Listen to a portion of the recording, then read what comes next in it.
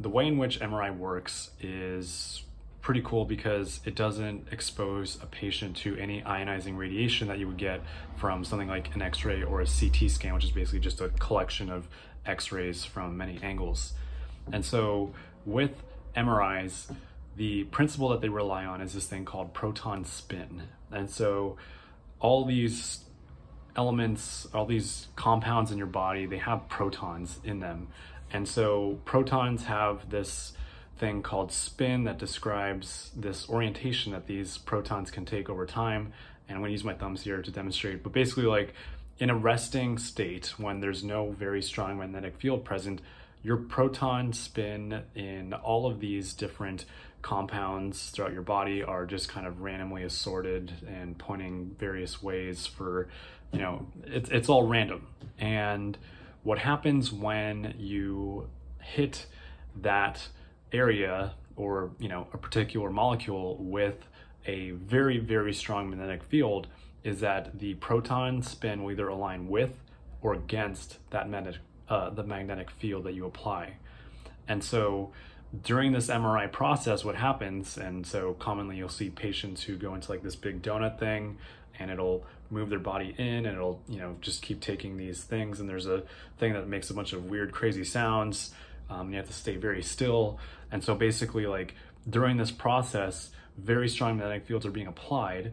This causes the protons to either spin with or against that magnetic field that the MRI machine has just generated. And then what happens immediately after that is you turn off the magnet. And when you turn off this magnet, the proton spin will begin to relax.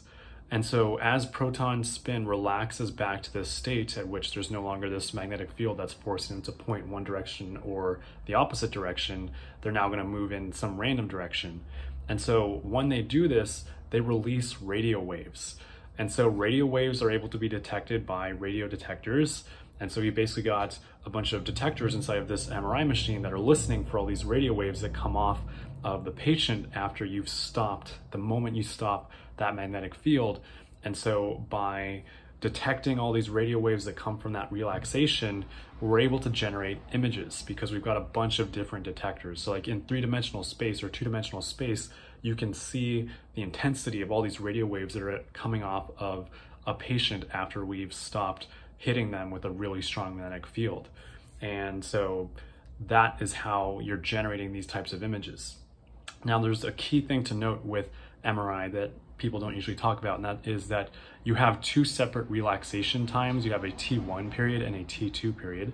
And so when we talk about T1 relaxations, what happens is the instant that that magnetic switch stopped getting applied, those protons start relaxing, but while they're relaxing, they interact with the surrounding tissue.